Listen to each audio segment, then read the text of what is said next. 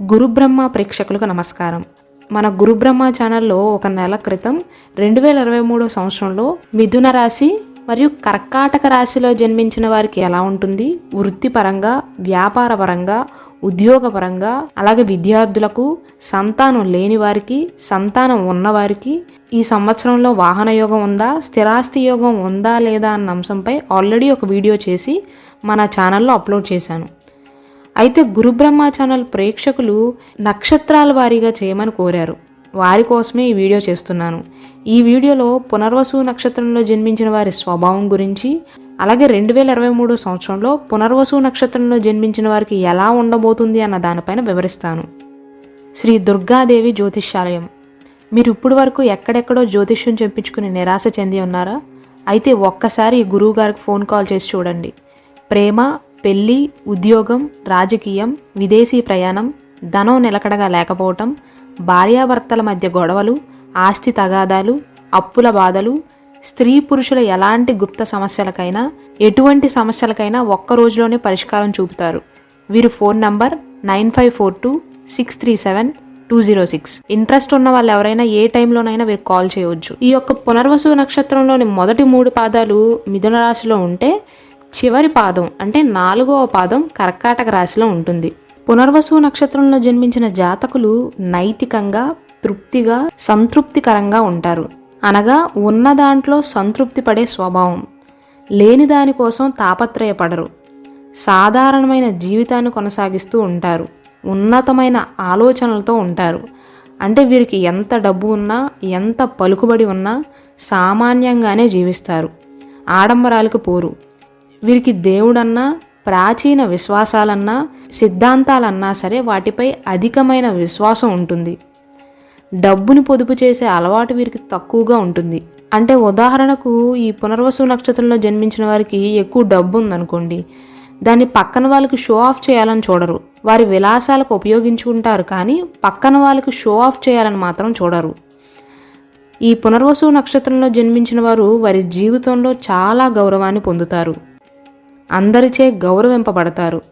ఎల్లప్పుడూ కూడా అవసరమైన వారి కోసం నిలబడతారు.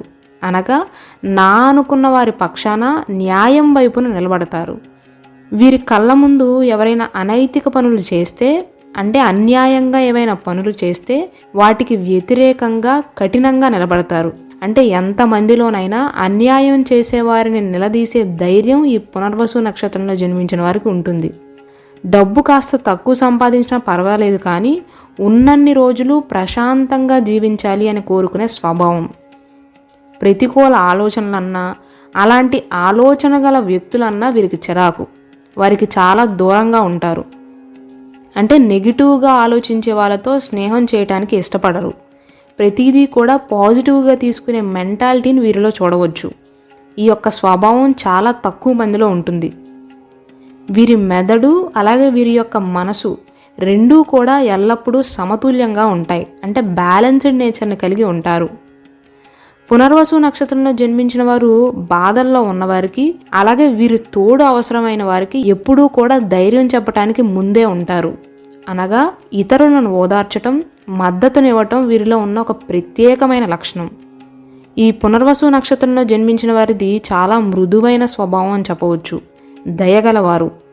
అవసరమైతే వీరు చేయాల్సిన ముఖ్యమైన పనులను కూడా పక్కన పెట్టి ఇతరులు ఇబ్బందుల్లో ఉంటే కనుక వారికి తోడుగా, నీడగా నిలుస్తారు. ఇలాంటి వారు మాత్రం, ఈ నక్షత్రంలో జన్మించిన వారు లాంటి వారు మాత్రం మన సమాజంలో చాలా అవసరం.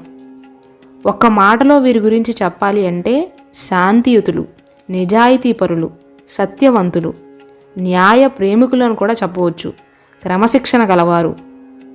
అలాగే వీరిలో ఉండే ఇంకొక మంచి లక్షణం ఏంటంటే వీరు ఇతరులతో ఎలాగైతే వ్యవహరిస్తారో, అంటే ఇతరులతో ఎలాగైతే మాట్లాడతారో, ఎలాగైతే సంభాషిస్తారో ఆ యొక్క పద్ధతి వల్ల వీరికి చాలామందితో విడదీయరాని స్నేహం ఏర్పడుతుంది. అంటే వీరితో ఒక్కసారి మాట్లాడాక ఎప్పటి నుండో స్నేహం ఉన్నవారిలాగా మాట్లాడతారు. వీరు ఎదుటివారితో వ్యవహరించే పద్ధతి బాగుంటుంది. అందుకే ఈ పునర్వసు నక్షత్రంలో జన్మించిన వారికి స్నేహితులు ఎక్కువగా ఉంటారు. ఇక వారి కుటుంబ విషయానికి వస్తే, ఈ పునర్వసు నక్షత్రంలో జన్మించిన వారు వారి కుటుంబాన్ని చాలా ప్రేమిస్తారు. వారి యొక్క శ్రేయస్సు కోసం సుదీర్ఘమైన ప్రయాణం చేయటానికి కూడా వెనకాడరు. వీరి జీవితంలో ఏదైనా సమస్య ఎదురైందనుకోండి, చాలా ఏకాగ్రతతో క్లిష్ట సమయాల్లో సైతం ఒక్కరే ఒంటరిగా పరిష్కరించుకోగలుగుతారు. ఎన్నిసార్లు విఫలమైనప్పటికీ మరోసారి ప్రయత్నం చేయటం మాత్రం ఆపరు. అంటే మనలో చాలామంది 1-2 సార్లు ప్రయత్నం చేశాక అది విఫలమైందనుకోండి, అంటే ఫెయిల్ అయిందనుకోండి, మనం అనుకున్నది అనుకున్నట్లుగా జరగలేదనుకోండి, వెంటనే వెనకడుగు వేస్తాం. కానీ ఈ నక్షత్రంలో జన్మించిన వారి ప్రత్యేకత ఏంటంటే, వీరు ఒకటి చేయాలి అని కనుక నిర్ణయించుకున్నట్లయితే ఎన్నిసార్లు అయినా సరే 100 ఐటమ్స్ అయినా చేస్తారు, దాన్ని దక్కించుకుని తీరతారు. అందుకే పునర్వసు నక్షత్రంలో జన్మించిన వారిని బహుముఖ ప్రజ్ఞాశాలి అని అనవచ్చు. ఏదైనా సరే సంపూర్ణంగా పూర్తి చేస్తారు. సగం పనులు చేయరు. చేయకపోతే అసలు 0%, చేస్తే మాత్రం 100కి 100% చేస్తారు. అందుకే పునర్వసు నక్షత్రంలో జన్మించిన వారు ఏ రంగంలో అడుగుపెట్టినా అన్ని రంగాల్లో కూడా విజయాన్ని సాధిస్తారు. ఏ రంగమైనా సరే, టీచింగ్ కానీ, యాక్టింగ్ కానీ, లేదా రైటింగ్ కానీ, మెడిసిన్ రంగమైనా వీరు ప్రతి చోట కూడా రాణిస్తారు. వీరిలో ఉండే అతి ముఖ్యమైన లక్షణం ఏంటంటే, ఒక పని మొదలు పెట్టేటప్పుడు ఉండే ఏకాగ్రతా శక్తి, ఓపిక, పని పూర్తయ్యేంతవరకు అంటే చివరి నిమిషం వరకు అలానే ఉంటాయి. అంటే నేను చెప్పాలనుకున్నది ఏంటంటే, మనలో చాలామంది పని మొదలు పెట్టేటప్పుడు యాక్టివ్గా తొందరగా చేస్తాం. సమయం గడిచే కొద్దీ ఓపిక, ఏకాగ్రత తగ్గిపోతాయి. స్టార్టింగ్లో చేసినంత నీట్గా చేయం. కానీ ఈ నక్షత్రం వారు అలా కాదు. వీరికి ఒక ప్రత్యేకత ఉంది. ఎంత యాక్టివ్గా అయితే పనులు మొదలు పెడతారో అంతే యాక్టివ్గా పనులను పూర్తి చేస్తారు. అది పూర్తయ్యేంతవరకు అదే ఏకాగ్రత, అదే శ్రద్ధను చూపిస్తారు. ఆ యొక్క స్వభావం వల్లే అన్ని రంగాల్లో కూడా రాణిస్తారు. ఈ స్వభావమే మళ్ళీ శ్రవణ నక్షత్రంలో జన్మించిన వారికి ఉంటుంది. మకర రాశిలో ఒక నక్షత్రమైన శ్రవణ నక్షత్ర జాతకులకు కూడా ఇంచుమించు ఈ స్వభావమే ఉంటుంది. ఏది పని స్టార్ట్ చేసేటప్పుడు ఉండే యాక్టివ్నెస్సే పని పూర్తయ్యేంతవరకు ఉంటుంది. పునర్వసు నక్షత్రంలో జన్మించిన వారు తల్లిదండ్రులను అలాగే పెద్దలను చాలా గౌరవిస్తారు. నిజాయితీ గల వ్యక్తిత్వంతో పాటు శాంతిని ప్రేమించే వారిగా తార్కికంగా ఉంటారు. వీరు అలా ఉండటమే కాకుండా వీరి పెంపకం కూడా అలానే ఉంటుంది.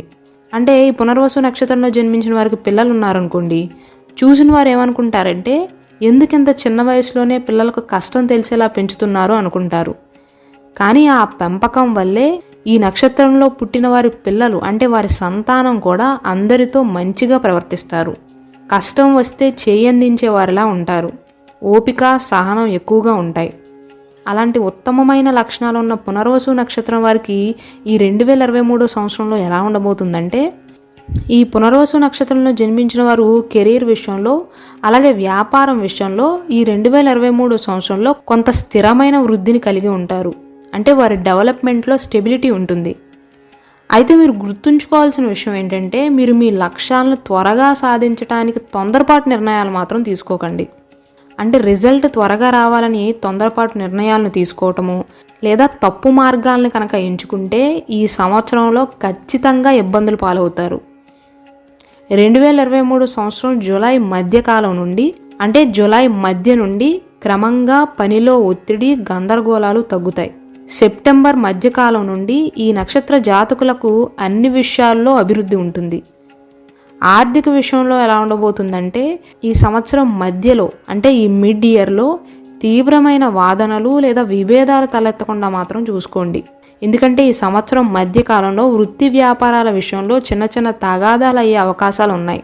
మళ్ళీ జూలై తర్వాత ఉన్న సమయం ఈ పునర్వసు నక్షత్రంలో జన్మించిన వారికి డబ్బు విషయాలకు అలాగే పెట్టుబడి పెట్టడానికి కూడా చాలా అనుకూలంగా ఉంటుంది, చాలా మెరుగ్గా ఉంటుంది. ఈ సంవత్సరంలో మీ నక్షత్రాధిపతి అయిన బృహస్పతి అంటే గురువు ఎవరైతే ఉన్నారో మేషరాశిలో సంచరించబోతున్నాడు. కాబట్టి మీ వృత్తి విషయంలో, మీ వ్యాపార విషయంలో, మీ ఉద్యోగ విషయంలో అనేక మార్పులను చూస్తారు. ఈ సంవత్సరం మధ్యలో జరిగే సంఘటనలు మీకు ఉత్సాహాన్ని పెంచుతాయి. అంటే ఈ మిడ్ ఇయర్లో మీకు మిక్స్డ్ ఫీలింగ్స్ ఉంటాయి. కొన్ని చికాకులు ఉంటాయి, కొన్ని గుడ్ న్యూస్లు కూడా ఉంటాయి. చురుకుగా, సంతోషంగా ఉంటారు. ఈ 2023 సంవత్సరం ఆగస్టు మాసం నుండి సంబంధ బాంధవ్యాల విషయంలో మంచి శుభవార్తలను అందుకుంటారు. అనగా ప్రేమలో ఉన్న వారికి అలాగే వివాహం చేసుకున్న వారికి వివాహితులైన పునర్వసు నక్షత్రం వారు ఎవరైతే ఉన్నారో ఆగస్టు మాసం తర్వాత నుండి మీకు గోల్డెన్ టైంలా ఉంటుంది అని చెప్పవచ్చు. అంటే పట్టిందల్లా బంగారమా అన్నట్లుగా ఉంటుంది. ఇక ఆరోగ్యపరంగా ఈ సంవత్సరంలో ఎలా ఉండబోతుందంటే, ఈ సంవత్సరంలో మీరు కొంచెం శక్తివంతంగానే ఉంటారు అని చెప్పవచ్చు. అంటే అంత పెద్ద ఆరోగ్య సమస్యలు ఏమీ రావు, కాకపోతే కొంచెం బద్ధకంగా ఉండవచ్చు. మీ ఆరోగ్యాన్ని పట్టించుకోకుండా ఉంటారు. ఈ సంవత్సరంలో మీకు పుష్కలమైన గ్రహ అనుకూలత ఉంటుంది కాబట్టి మీ శక్తిని పెంచుకోవడానికి ప్రయత్నించండి. అంటే కష్టపడి సంపాదించడానికి ప్రయత్నించండి. ఈ 2023 సంవత్సరం ఆగస్ట్, సెప్టెంబర్ ఈ మధ్య కాలంలో కొన్ని జీర్ణక్రియ సమస్యలు వచ్చే అవకాశాలు ఉన్నాయి. అంటే డైజెస్టివ్ ప్రాబ్లమ్స్ వచ్చే అవకాశాలు ఉంటాయి. కాబట్టి మీ ఆహారపు అలవాట్ల పట్ల జాగ్రత్తగా చూసుకోండి.